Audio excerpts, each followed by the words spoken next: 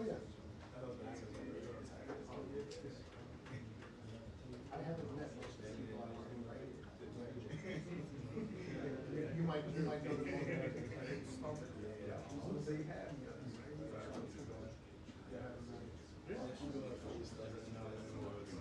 I'm so separated from the office.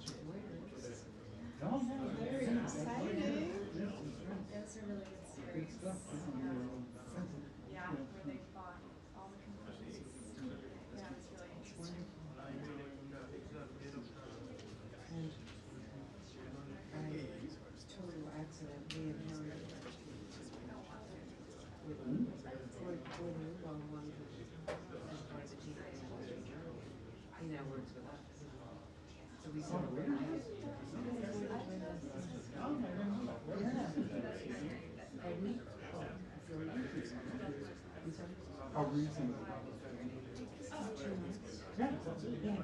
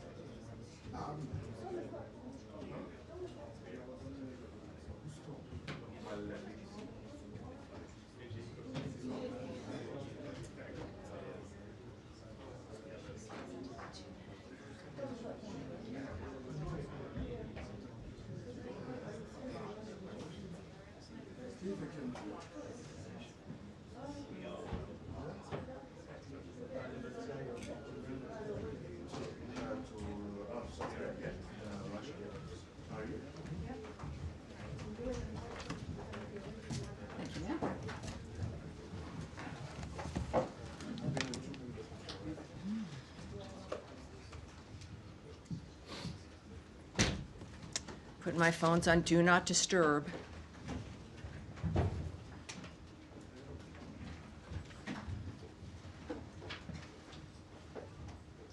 Cool. All righty, everybody. Thank you for being here. Give you a couple more minutes. I know I scooted in here before the 2 minutes was 2 minutes. How's everybody today? Looks like it's nice out there. Good. Thank you, guys. I'm really hoping, even though these ladies have been allowed to bring their computers in again, that it won't be as exciting as Thursday. But we'll see. We'll see. Good. All right. Thank you, everybody. So a little bit of an update here, an announcement for you. A couple announcements. The State Department has no higher priority than ensuring the safety and security of Americans, whether at home or abroad. To that end, President Trump has made it a priority to bring home Americans unjustly detained overseas. Yesterday, Secretary Rubio joined President Trump in welcoming home Ksenia Karelina to the Oval Office, who was wrongfully detained in Russia for over a year. In his first 100 days, the 47th president has secured the release of 47 unjustly held Americans. No administration has worked so hard or so quickly to bring home U.S. citizens imprisoned abroad. That is because of the leadership of President Trump, and we are committed to bringing home every single American who is wrongfully detained around the world. Secretary Rubio also joined President Trump in the Oval Office today for a meeting with the Canadian Prime Minister. During the meeting, Prime Minister Carney described his intention to increase Canada's defense spending, exceeding President Trump's leadership there and the demand of what he was looking for. 9 years ago, most NATO allies were nowhere near spending 2%. Today, allies agreed that they must increase their defense spending, and every week more are announcing the increase. 18 countries, in fact, since the November election. Let's see here. We've got now something very important I think most of you have heard about, certainly through the president as well. The president also announced in this meeting that the Houthis have capitulated following the administration's strikes. In the president's words, the Houthis have announced that they don't want to fight anymore. They just don't want to fight, and we will honor that, and we will stop the bombings. They say that they will not be blowing up ships anymore. As Secretary Rubio explained, this was always a freedom of navigation issue. These are a band of individuals with advanced weaponry that were threatening global shipping, and the job was to get that to stop. And if it's going to stop, then we can stop. There is also something now retweeted by Ambassador Witkoff's X account, I believe, noting that following recent discussions and contacts conducted by the Sultanate of Oman with the United States and the relevant authorities in Sana'a, in the Republic of Yemen, with the aim of de-escalation, efforts have resulted in a ceasefire agreement between the two sides. So that's always a good thing. Now, in another important announcement, Secretary Rubio has decided to merge the responsibilities of the Office of the Palestinian Affairs Office fully into other sections of the United States Embassy in Jerusalem. This decision will restore the first Trump term framework of a unified U.S. diplomatic mission in Israel's capital that reports to the U.S. ambassador to Israel. Ambassador Huckabee will take the steps necessary to implement the merger over the coming weeks. The United States remains committed to its historic relationship with Israel, bolstering Israel's security and securing peace to create a better life for the entire region. And now I will take your questions. Daphne. Thank you. On the ceasefire deal with the Houthis, could you give a sense of how the State Department was involved in this? What did U.S. engagement with Oman and the Houthis look like on this? Well, we've got some details. Again, I've noted to you what the Omanis have messaged, again, retweeted by Ambassador Witkoff. I can read you a little bit more here as well that gives you a few more details. In the future, they note, neither side will target the other, including American vessels in the Red Sea and the Bab el-Mandab Strait, ensuring freedom of navigation and the smooth flow of international commercial shipping. The Sultanate of Oman expresses its gratitude to both parties and their constructive approach that led to this welcome outcome, and hopes that it will lead to further progress on many regional issues toward achieving justice. So at that point, though, there's more that obviously you want to hear about, obviously some of the details, and I would expect I'll have more for that on that for you probably on Thursday's briefing. We'll look for it there. Andrea. Thank you. Can I follow up on that, please? Sure, of course. Does this ceasefire also extend to the Houthis not attacking Israel and Israel not attacking the Houthis, as they have just today in retaliation for the attack by the Houthis against the area near Ben Gurion just a few days ago? Well, and just looking at the president's remarks, looking at this particular message from the Omanis, this is about the Red Sea, the attacking of ships, and the nature of the action that the United States had taken, making it very clear at the time that this was not going to be a pinprick operation, that we were going to continue this operation until the Houthis stopped attacking shipping in that framework. That is what I've seen here, and that's all I can remark on. And Ambassador Witkoff said last night at the Israeli Independence Day celebration that very, very shortly there would be announcements on expansion of the Abraham Accords. The president also today said that there would be a big announcement next week that was very positive, but that he was just, my word, sort of teasing about it. But I think it'd be a classic, with talking about something before it lands without, giving too many details. That is certainly, of course, my situation here as well. But when the president says there's going to be a big announcement, I would take him seriously. And he would, of course, I think, put it that way in the fact that it's very good news for people. And what about Ambassador Witkoff saying very, very shortly there would be an expansion of the Abraham Accords? Well, I will wait for the secretary when it comes to the details of what's going to be described and announced in that regard.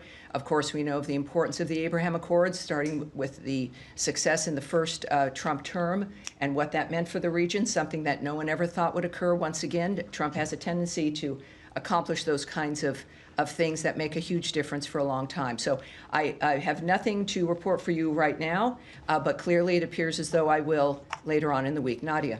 Thank you. I want to follow up on Yemen. Despite the statement by the president and the secretary on the ceasefire, and also the Omani foreign minister just confirmed it, the other side, which is the Houthis themselves, denied it.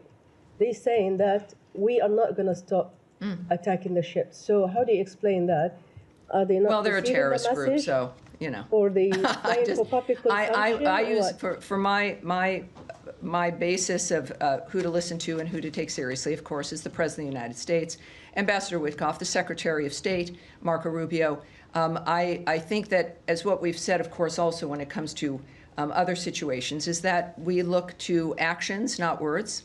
And clearly there's been development here that the President shared, and I think his words are the words that one needs to rely on. And the attack on the port of Sana'a, as you know, Sana'a now is completely out of service. 20 million people are affected as a result. Was this attack coordinated with the United States, or do you think this is more like a collective punishment against civilians in Yemen as well, because they won't be able to use that port anymore? Well, I certainly, I would refer you to the DOD regarding any questions about American action, certainly with the operations that we'd had against the Houthis and the shipping issue. But I can't speak to any action, of course, that Israel may have taken or the nature of any of that. But in regard to the rest of this, President Trump categorized this as some very good news. That the Houthis announced, again, they don't want to fight anymore, and that we will honor that and stop the bombing. He said they have capitulated. And again, we had a very specific framework there, but again, I'd refer you to the DOD in regard to that. Matt Lee, interested in the subject line? Sure. I still just don't really understand what, I mean, if the Houthis have only agreed to stop attacking American vessels, and you guys have only agreed to stop attacking Houthi targets, that does not really fall into line with what Secretary Rubio has said, which is attacks on all international shipping in the Red Sea. Well, it was that venue, it was that arena regarding the Red Sea and the shipping within that framework. I understand that, but if this is a deal that's just the U.S. and the Houthis and no one else is included, and the Houthis are still going after French ships or German ships or Israeli ships or whoever, I'm not quite sure how this is anything other than you guys just saying, okay, we won, we're leaving, but terrorism and I don't recall those on. lines being used. What I can say is that Secretary Rubio said this was always a freedom of navigation issue. And of course, our approach was the fact that they had struck ships hundreds of times, including our ships, in that area. And this is one of the cases where we, again, a very transparent administration, a president who is speaking and will speak on what's happening, what he's planning, what we hope for, what he has heard. And I would take him at his word in that regard. Of course, Secretary Rubio was in the Oval Office at this point. I would encourage all of us, and I'm looking forward to it too, to getting more details and the nature of how it manifested. That always, of course, interests us. We have a sense here with what Ambassador Witkoff tweeted, that Oman, of course, was involved, and that there's an understanding that this is moving forward. So we will no doubt have more information, and I think we'll have our answers when we do. And then yes, ma'am. Wait, yeah. hold on, Tammy. when this moves away from the Middle East, can you just, remember I asked you if there was a reaction to the German chancellor election. So when we get to Europe or Yeah, whatever, yeah. can you? Matt. Thank you. Thanks. Jillian. Off topic, if I may, because I've got to Of course, leave I in a understand, moment. sure. Question on China. There's going to be a vote in the House tomorrow where members are going to have to kind of decide if they want to support Republican efforts to sort of push back against Chinese Communist Party influence in U.S. academia. Does Secretary Rubio have a position on deporting these students here that are like associated? It's called the Confucius Institute. Yes. As you know. Well, I can't speak about that particular issue, but of course, Secretary Rubio has made his position clear about the kinds of individuals who are going to have their visas revoked or not renewed, involving whether or not their actions affect our foreign policy interests. Or are the opposite of what it is they said that they would be doing here if they engage in certain kind of behavior. So, but what we will do is see how the Secretary feels about this, and I do expect to talk with him a little bit later, but, so we'll take that back and get it back to you, because I know you're going to be reporting on that, but we'll do that. Also, one Yes. more, if I may.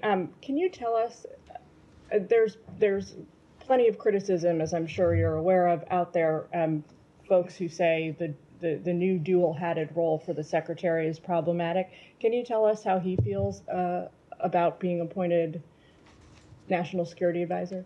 Well, what I can tell you is that this is a man who accepted a job because he knew he could do it. He is here, has had tremendous success as Secretary of State. He also knows what's required there. He's in the White House a great deal. He has an excellent relationship with the president.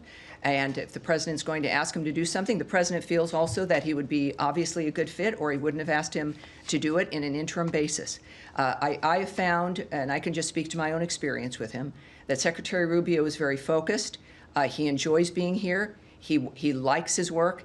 I think, and most of the time, he loves his work.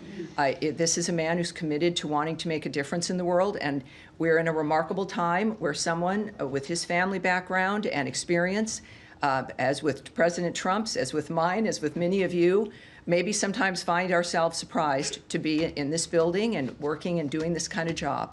I find Secretary Rubio to hold that honesty about the reality of our situations really close to his heart, and I see that in his work and how he responds to people and what his goals are. So I think it's fair to say that he enjoys what he's doing, that he's grateful for the opportunities, and he's going to be, with everyone talking about, the last person who held this was Kissinger. I think what we're looking at is a new age in the 21st century, and Marco Rubio is going to, I think, have a tremendous impact. Yes.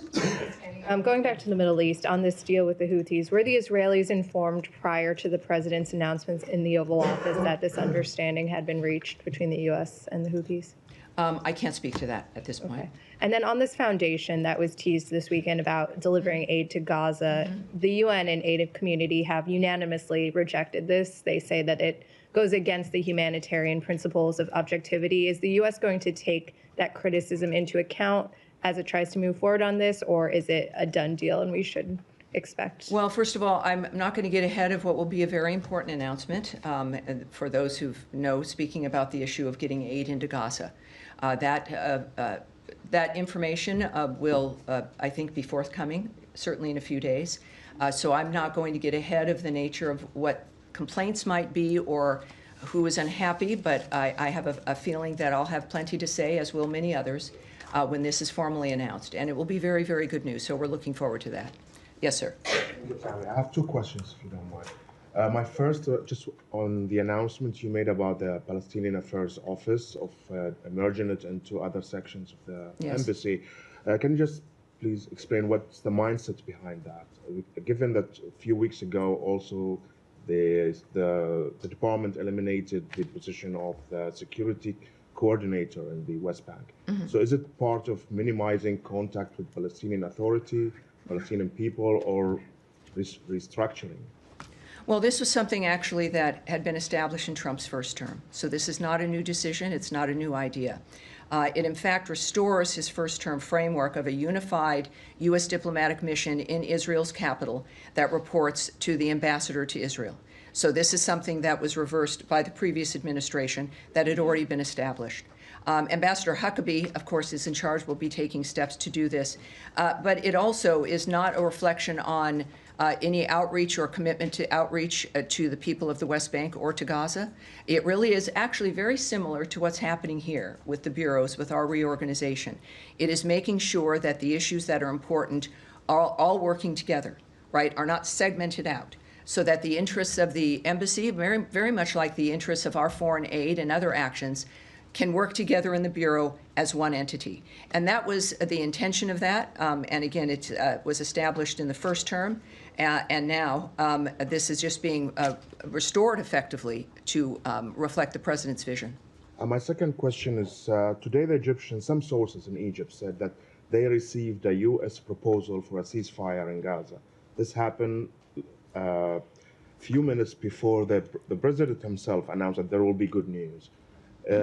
Can you confirm that you've delivered to the mediators any No, I plan, can't. any Yeah, new I plan? can't speak to what sources might say or to speculate or what might or might not still be negotiated. What I do like is the fact that there are a few things that might be the big good news coming up. Now, won't that be nice?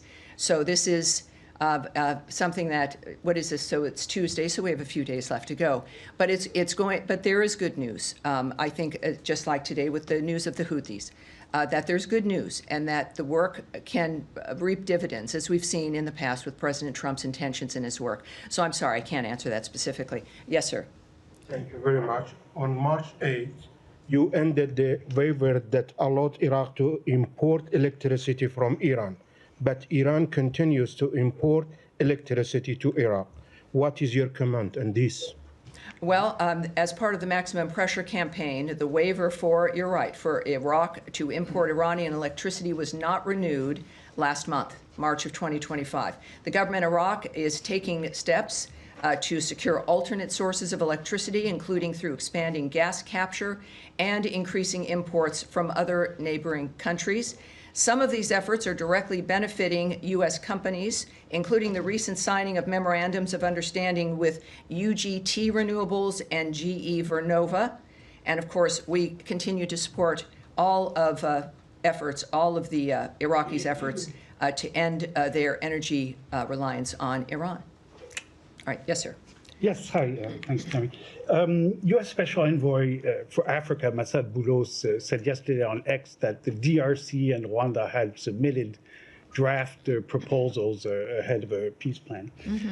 And parallel to that, the Rwanda's foreign minister today actually told AFP that they had agreed and set out on a calendar and that there would be a meeting in the foreign ministers end of May or mid-May in Washington, and then a final, hopefully, peace agreement in June in Washington.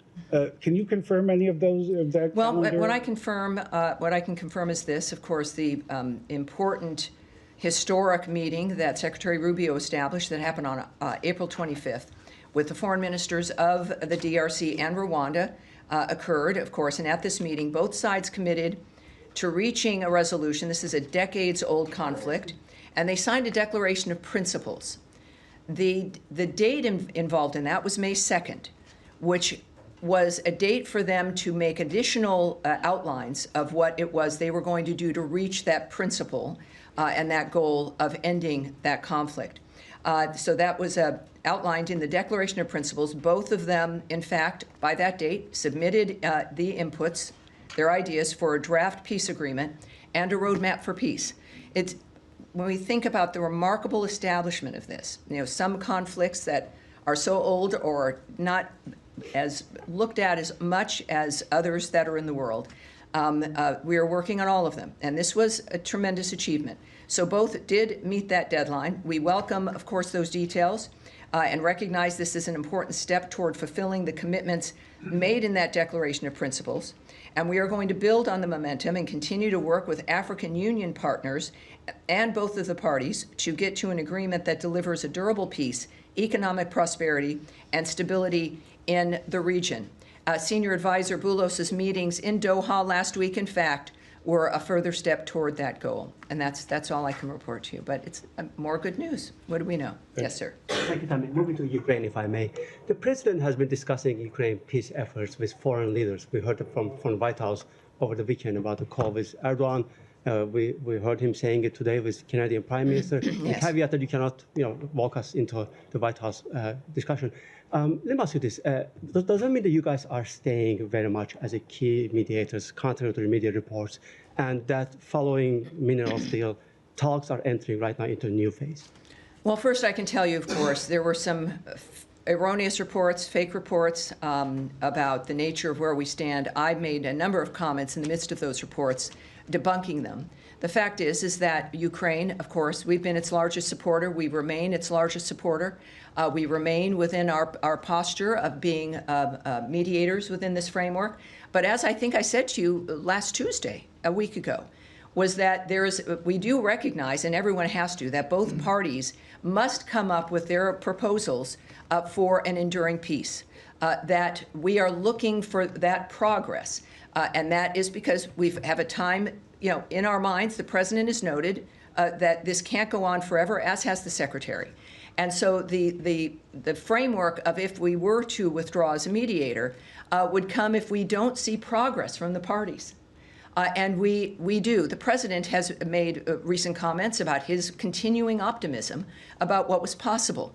And of course, the secretary also has been traveling a great deal and continues to. But our commitment is not one that is fainting. It is not one that was brief.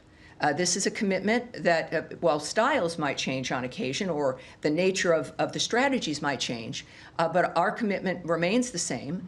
And again, it is reliant on the parties showing us that progress is possible, that they're working for progress, that steps are being taken for progress. And then the president, who is in charge of how this proceeds, will make his determination. He's, of course, involved with all of the parties in this regard, along, of course, with Secretary of State Marco Rubio and, of course, the interim NSA.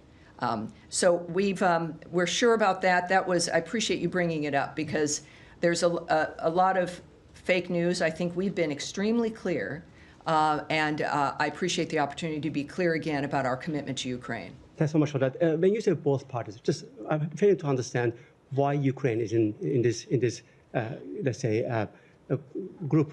Ukraine did everything you asked them for, to do. They signed a agreement. Yes. Well, yes, and I've enjoyed being at the summits, working with people, meeting my counterparts in Ukraine. Their commitment, obviously, they want this to stop, this carnage to stop. It's clear. But I'm not in every room and with every conversation. What I convey to you in my role is what the Secretary of State has said and what the President has noted, is that the parties must come together with concrete efforts and acknowledgments and ideas and strategies to end the conflict. So when that is something I convey to you, I'm not going to speak for the Ukrainians, certainly not for the Russians, but both parties, within the framework of the conversations that the negotiators and diplomats are having, must participate in that framework. Yes, ma'am. Thank you very much, Tammy. I have two questions. One on the U.S. diplomatic missions. Another one is China and Russia, if I may.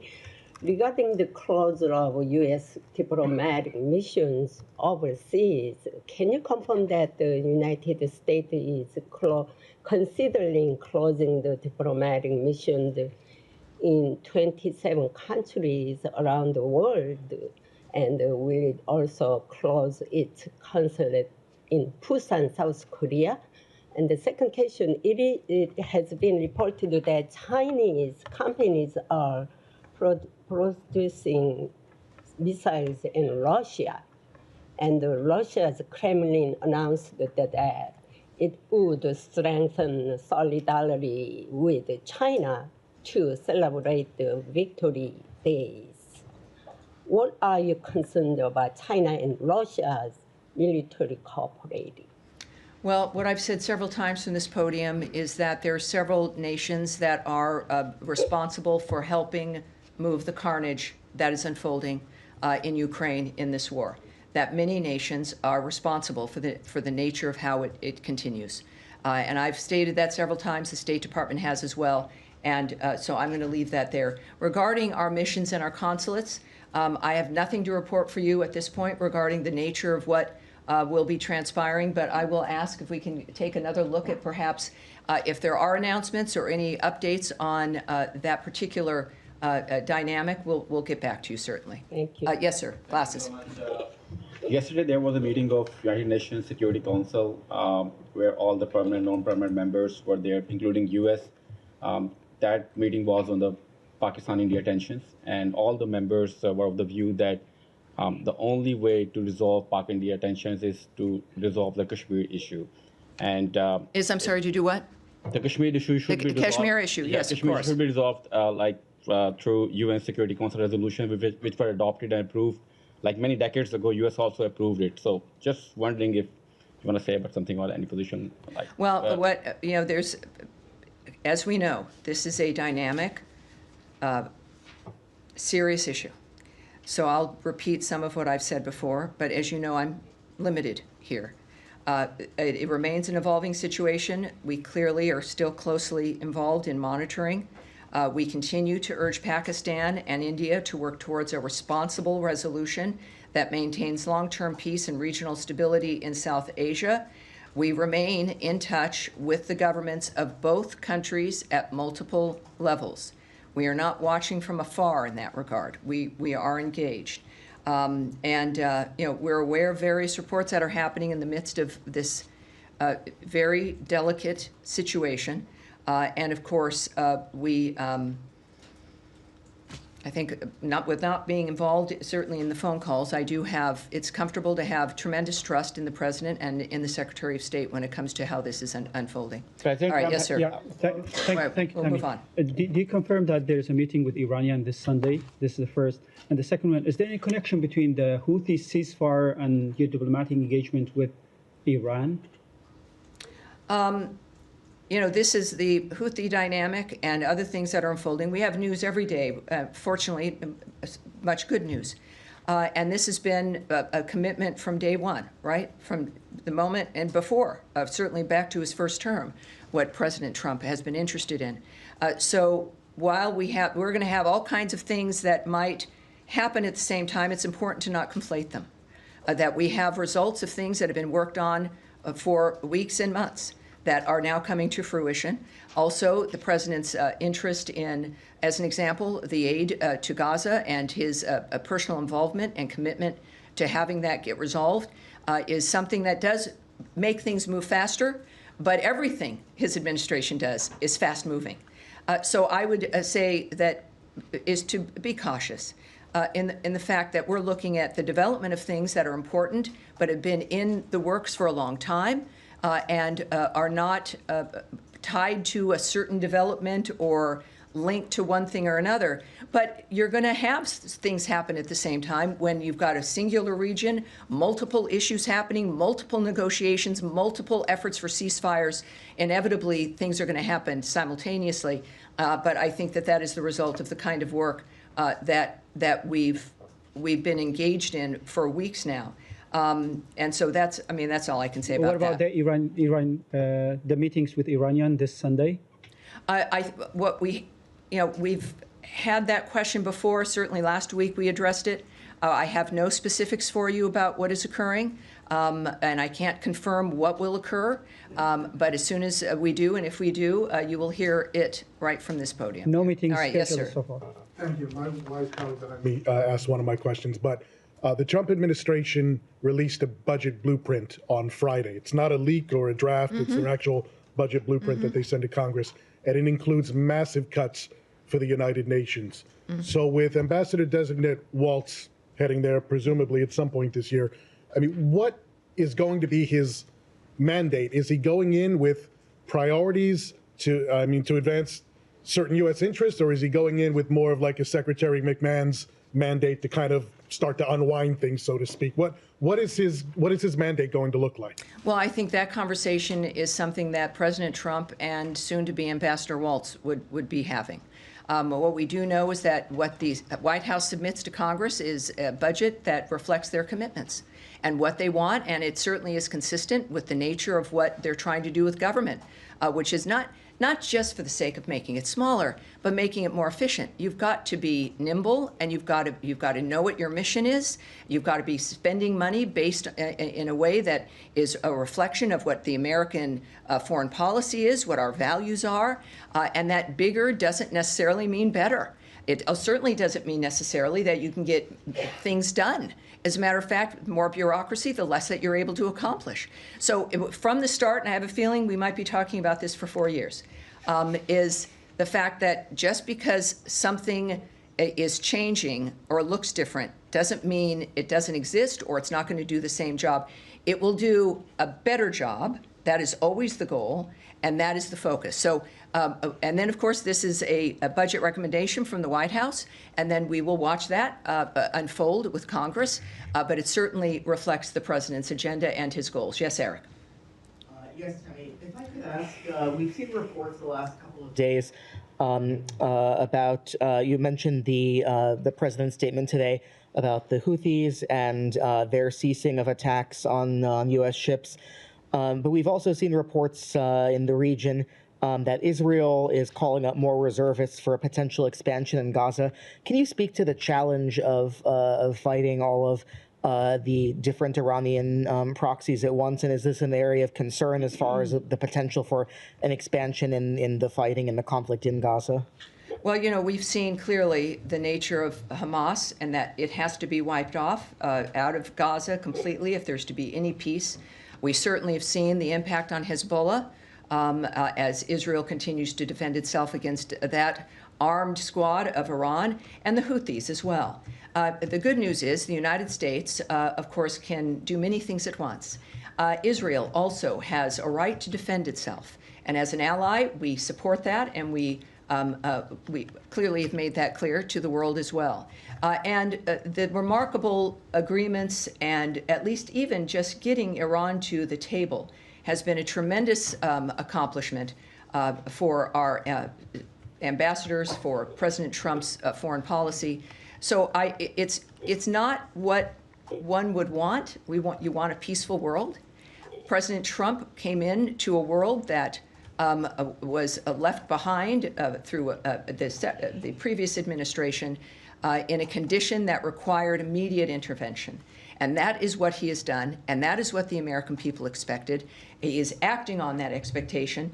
Again, a lot of us would, certainly everyone involved in these conflicts and wars, this is not what any family anywhere in the world imagines what the next day would be for their families. And I'm proud, and we all should be, that the United States continues to work to change all of these conflicts, to bring them to heel, to stop them, and to make people's lives better. I'm very excited that many efforts are going to bring fruit to our conversations, and we'll be able to talk more about that later in the week. But no, I think that when it comes to Israel defending itself, us supporting Israel, and the nature of our commitment for peace in that region, Iran is certainly at that framework, and we have tremendous ambassadors like Steve Witkoff setting the table there about what needs to happen for the country, for the region, and for the world. All right. Yes, sir. So going back to Ukraine, you said you were waiting for concrete proposals, and so are there any new proposals, and what's the status? Well, if there were new proposals, I wouldn't stand here and say we were waiting for new proposals. Okay. So and that at the same time, it is a word I used a lot in the beginning of my briefings, but it's true here. It's fluid, right? So it doesn't happen only at certain times of the day or when I'm briefing. These are efforts and conversations that I have to say are really 24/7, right? There's action in each part of the world in making a difference here and finding a common ground. Secretary Rubio has noted on a few occasions that, in some ways, getting them to the table was the easy part. And then you have to discuss, you want the ceasefire, you want the slaughter to stop. Then it comes down to how do you get two parties like this to agree to stop, in a durable way, in a long-term way. That's the difficult part. We've got to get to that ceasefire part. But the conversations, that's why there's been this dynamic of we've got to see progress in order for us to understand the process and how our process and how our posture in that will continue. And that becomes the question. So let me ask you a more broad Because you question. asked me in a different way. No. All right, go, More give broad it a shot. question. With regards to the negotiation, but also broader, do you still support the principle of territorial integrity and not changing? That's a much easier, much different borders question. by force? Obviously, I'm not. Now, if we were at a seminar somewhere at my alma mater at USC, I would love to have that conversation with you, but I won't here today. Matt, so you wanted me to follow up on the German elections, is that right? No? The election of the chancellor. Yeah. If you have something. Yeah, yes. So we congratulate Friedrich Merz on his election as chancellor in Germany. We will continue to work with Germany and its next government to ensure the security of the United States and Europe. Okay. So there you go. Congratulations to Wait the a new second. chancellor. Wait, hold on. Wait, just. No, Matt, that's it for today. Thank you, everyone. Have a great day. Thank you. Thank you, everyone. Oh, well, yes. Actually, there is one more thing. And thank you for this as we move on from congratulating people. There is two individuals that I think this is an important thing and that I wanted to make note of, and certainly the people that I work with wanted to make note of. So before we conclude officially, I want to take a moment to honor the lives and legacies of two towering figures in American diplomacy, Ambassador Ruth Davis and Ambassador Lino Guterres, both of whom we sadly lost in recent days. Ambassador Davis was a trailblazer whose distinguished service as a director of the Foreign Service Institute and the Director General of the Foreign Service shaped generations of diplomats. Ambassador Guterres served our nation with great distinction as U.S. Ambassador to both Argentina and Nicaragua. A steadfast champion of diplomacy, his commitment to service inspired many. We remember them not only for their contributions to our country, but for the grace, wisdom, and integrity they brought to the craft of diplomacy. Their absence leaves a profound void, and their legacies endure. May their memories continue to inspire us all. Again, Ambassador Ruth Davis and Ambassador Lino Guterres. That's how we'll end today. Thank you, everyone. Have a great day. Thank you for mentioning Thank you. them.